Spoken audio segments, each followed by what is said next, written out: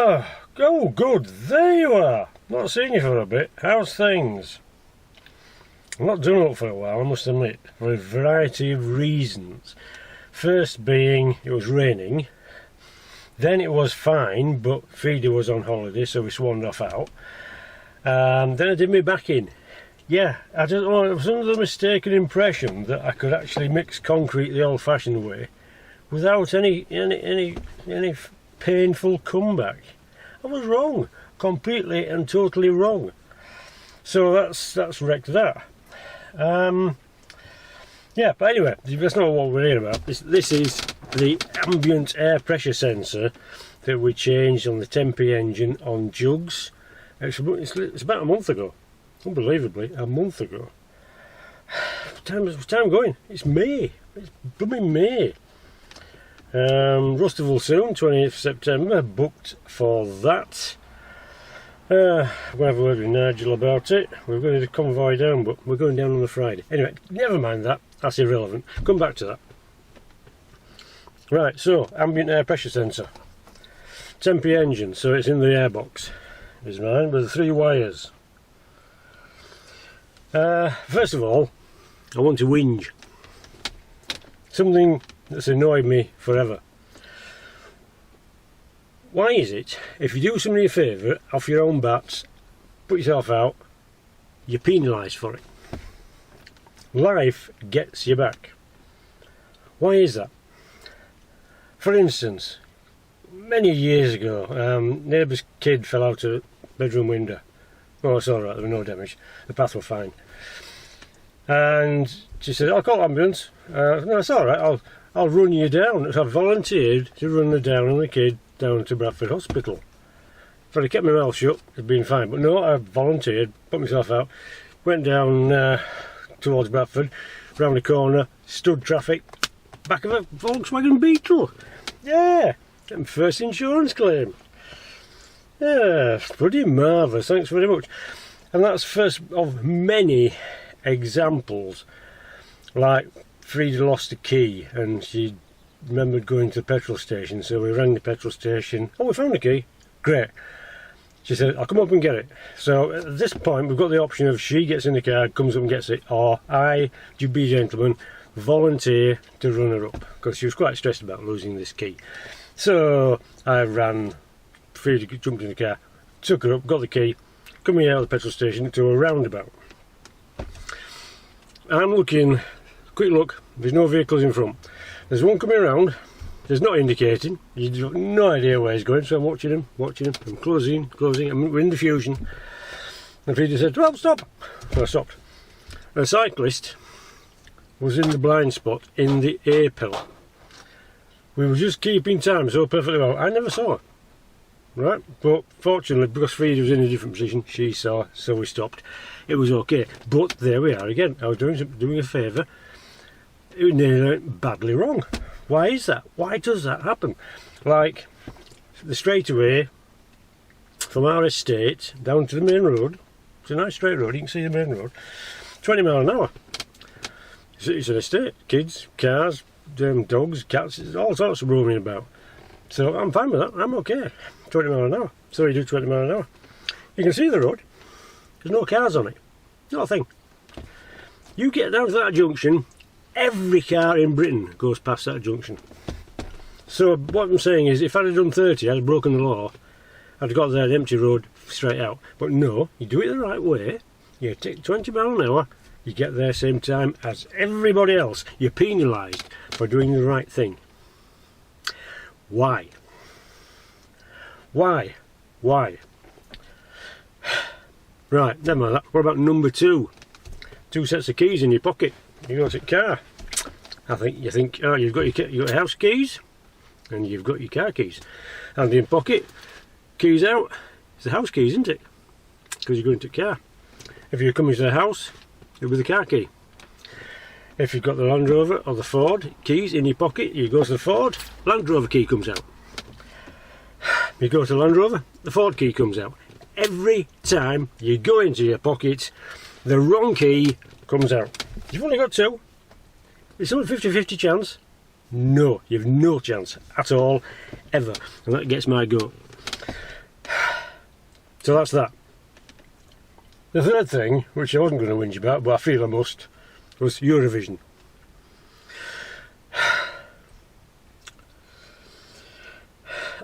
It must be me, but I've never seen such a pile of infantile, sycophantic crap in all my life.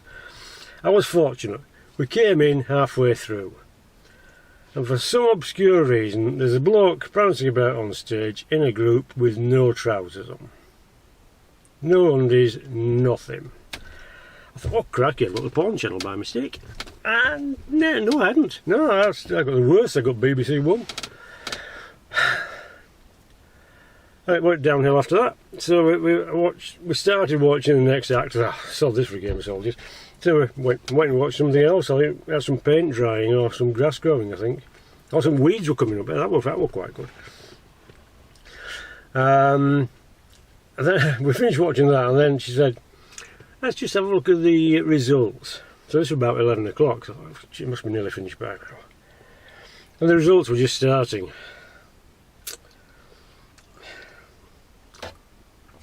I don't care about the result. Nobody cares about anything. I'm firmly of the conviction that all the groups were firmly told, do not win under any circumstances. Just make the worst mess you can. Don't matter about singing, dancing, none of that nonsense. Just do not win. Well, I'm afraid Switzerland blew it. Lad in a frock. Okay. So that's that. So Eurovision, that's never ever again. Do you remember the old days when there used to be songs you could sing along to? And remember Hengelbert Humperdinck did it? That was quite good, I like that. Those are the days, weren't they, when it were proper Eurovision songs. Never again. That's gone tits up. Anyway, never mind all that. So, right, I'll timestamp this so you can cut out the rant and go straight to the ambient air pressure sensor. Has it made any difference? It's taken a while to suss it out. I can describe it as best as having a large jigsaw on your wall, but there's a piece missing. And it looks great, but there's that piece in the corner that's missing. Yeah, it looks alright, Then one day you find that piece. Pop it in. And there's that picture, whole picture's complete. Brilliant! And then it's great from there on in. That's how I can describe driving the Land Rover now. So yes, it has made a difference. The gear changes are smoother and more consistent. There's one particular hill which you have to come up. It's about half a mile long, it's quite steep. It must be a couple of 100 feet. And every time you set off, and there's lights halfway up, so you set off. Jugs never used to change up. He was revving at 4,000 revs, and it's only 40 mile an hour limit. And I think it needed to change up. It wouldn't, it just wouldn't, until we got to the top and it started levelling off. Okay, now change it up at 3,000. It's as if it's thought, oh okay, now I know what the ambient air pressure sensor is. I shall fuel the engine accordingly, and it will run better. And the gearbox will think, oh, I'm happy now because I'm getting the right amount of power. So, ambient air pressure sensor make a difference? Yes, I think it has. Is it 25 quid's worth? Don't know. Yeah, I do. Yeah, I'm happy. Yeah, I've got the full jigsaw on the wall. Right, so that ambient air pressure sensor, temporary engines, it's one in the airbox. Changed it, it's better than the car was before. I'm happy. Next thing, Nanocoms. Yes, I've got access to one, so I'm okay. Jack, he said smugly. However, I've always maintained, and more or less the opinion on the forums is, if you're going to look at a Disco 2 and you need to look at the codes, you need a Nanocom. I went to see Martin. Martin's a top man. If you're watching this, Martin, you are a top man. He had some stuff left over from his Disco 2 days, because he used to have one, and then he saw the lights and he got a Nissan. And he let me have some stuff. You're brilliant. Thank you, Martin, you're a top man. I will say that again. And what's more, he had a Foxwell NT510. And he got that so he could look at the codes on his Disco 2. And while I was there, we looked at the codes on the Disco 2 with his Foxwell NT510, and I was impressed. He found 2 faults I didn't know I had. Well, one fault was seat belt, tensioner, passenger side front. The other one was 13-03, speed signal not received.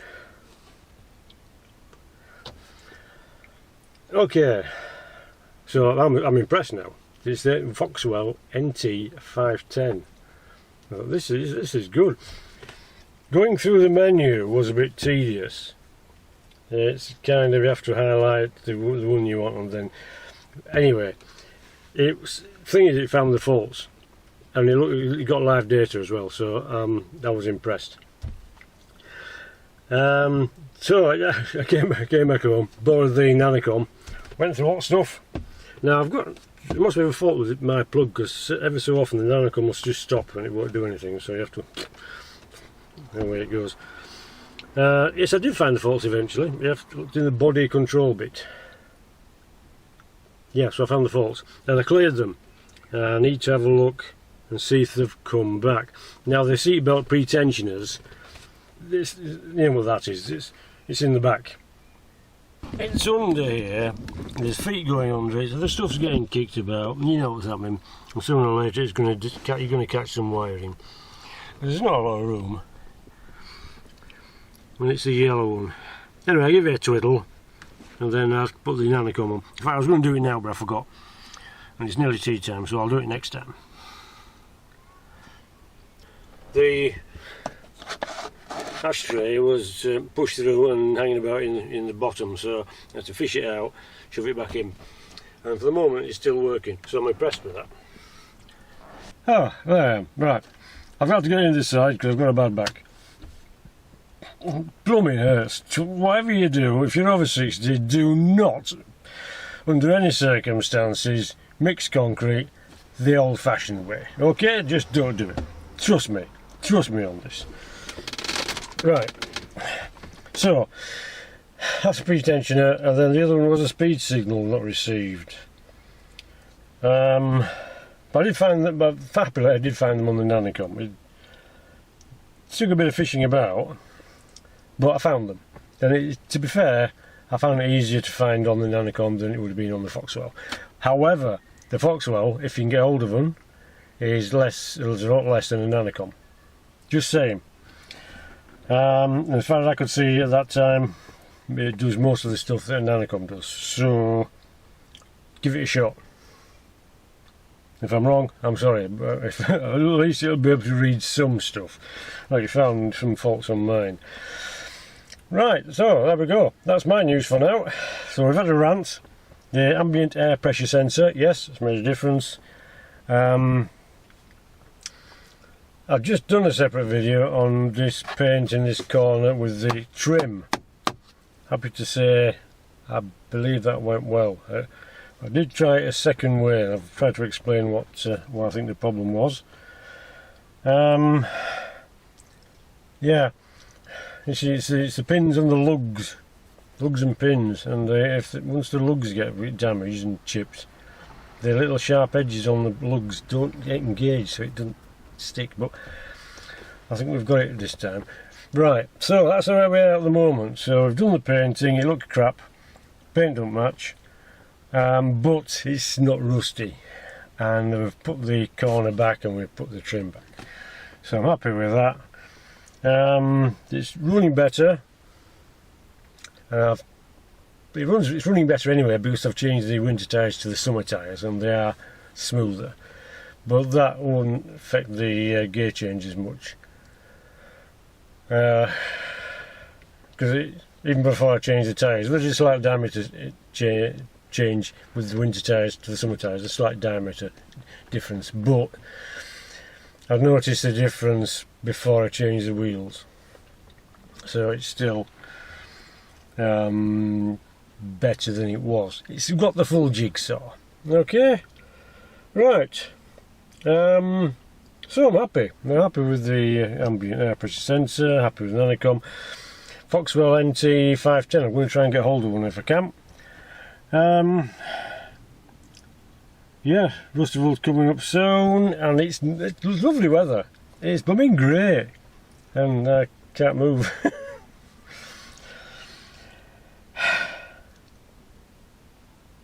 Anyway, right, that's it. Anyway, carry on. It's fine. Everything is good.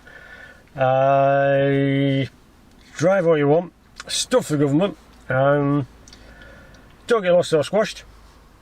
I'll see you in a bit, and look after yourselves. And don't do any concreting for chuff's sake.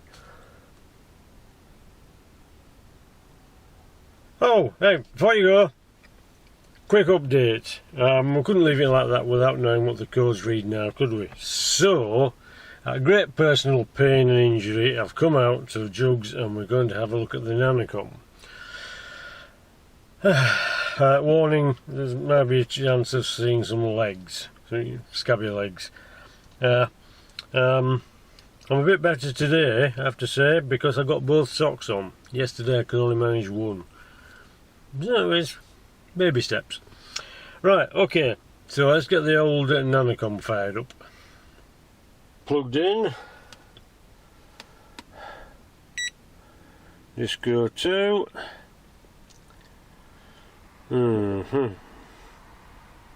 So go to, can't remember what it was exactly. I'm going to go to instruments. What does that say? TD5 board instruments, Motronic. Okay. I don't think this is the right one. Working, no, it won't be working because EGR in, right, okay. Back. Where's back?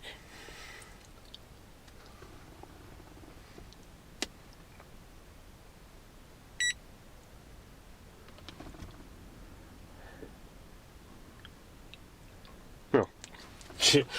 Turned it off. Oh no, we've gone back. Right, okay.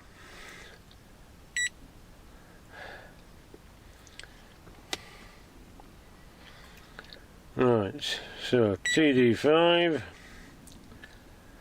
engine map slabs, value ECU, ACE. Right, let's check ACE.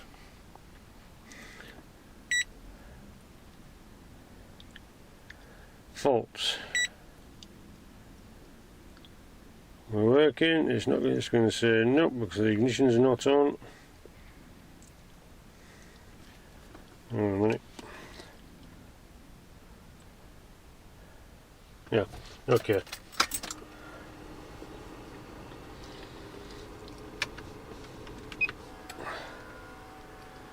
Okay, try again.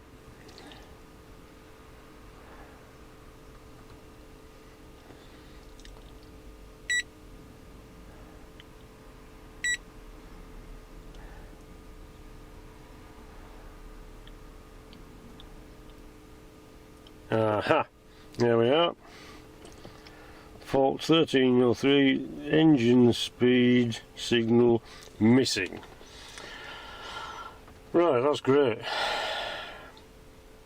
Okay, so that's still fault.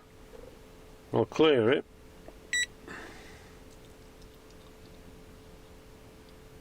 Fault cleared, okay. Alright, he's not happy with that. If we can't clear it.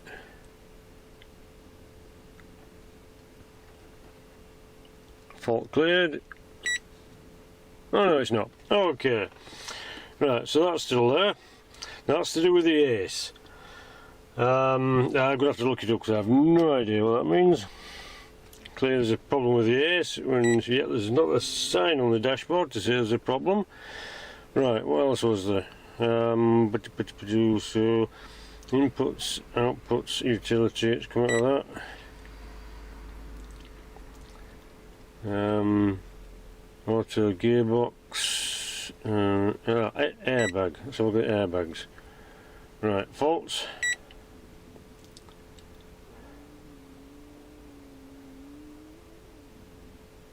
Clear faults. ECU. That's it. ECU communications error. Oh, bloody marvellous. Okay. Unable to start communication. Now you feel. Right, that's probably we're not plugged in. I'm going to give it a twiddle. So don't move. Just check that. Okay. So we'll come back. Faults.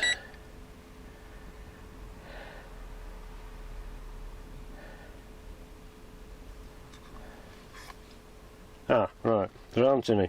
That means the little twiddling with the seatbelt P-tensioner on the passenger side has done the trick. I would assume, because last time it came up, P-tensioner. Right, that's good. Oh, marvellous, yeah, excellent. Right then. So, we still have a problem with the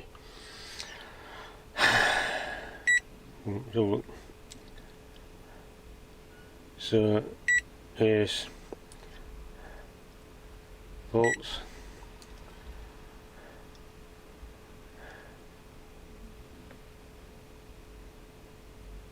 Oh, no faults it says now. Aha. Right, okay. Let's try it with the engine running, shall we? I'll baffle it.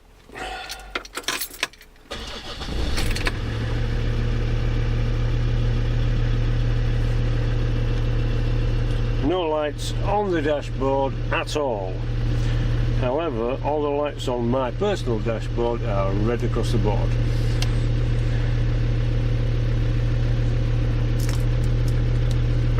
Trust me. Right.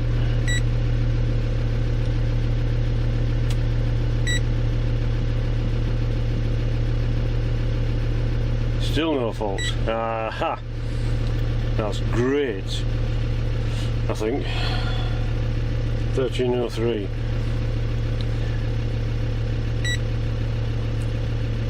Right, inputs. Engine speed. Can we see that? Road speed. Yeah. The camera can see this, I can't. Right. Okay. Anyway, point is,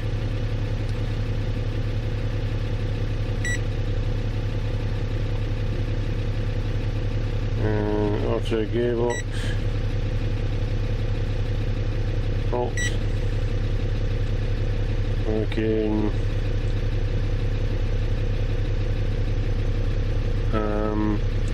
Unable to start communication. Oh, bloody marvellous. I'll be the plug again. Right.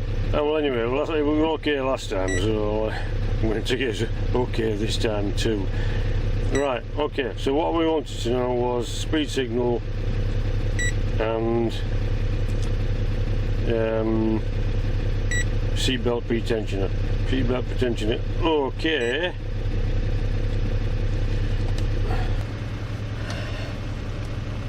Ooh. Okay, yeah, right. So I'm happy with that. I'm happy with half of it gone, but not the other 13.03, whatever that is. According to the Foxwell NT510, it was, oh, what was it now? Oh, relay. I mentioned the relay. So actually, I switched the relays under the fuse box. And clearly it's made no difference, so it's not the relay. So I need a speed signal sensor from... how does that work? There's a little gremlin under the dashboard dishing out speed signal sensors randomly. What's going on there? So, speed signal sensor on a Disco 2, if anybody knows that.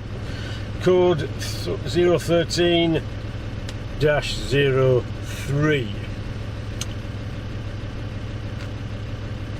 Right. Right, okay. Yeah, this is a week later from the last bit you've just seen, and the back's no better. Like I said, well, I am up to suit 2 socks today. Perhaps in a week or so I'm going to graduate to trousers. Yeah, we'll give that a shot. Right, especially before going out. Especially before going out. So I've got my shorts on, by the way, so don't worry, it's okay. Got a scabby legs, but shorts on. Okay. Alright, so there we go, we had a rant. That must be me, I must be getting old. Okay. 28th of September, we've booked for Rustival. And we're going to have 3 nights in Premier Inn in Warwick. So I think 00 Garage is going to be there as well. So, well, that's going to be a hoot. So if you want to check out his channel, he's got a Dodge Charger and a Ranchero. That's Nigel, and he's fixing his garage. He might not be fixing it today because it's tiddling down in between sunny spells. This is first sign of sun all day. Alright, anyway, back inside to do some editing.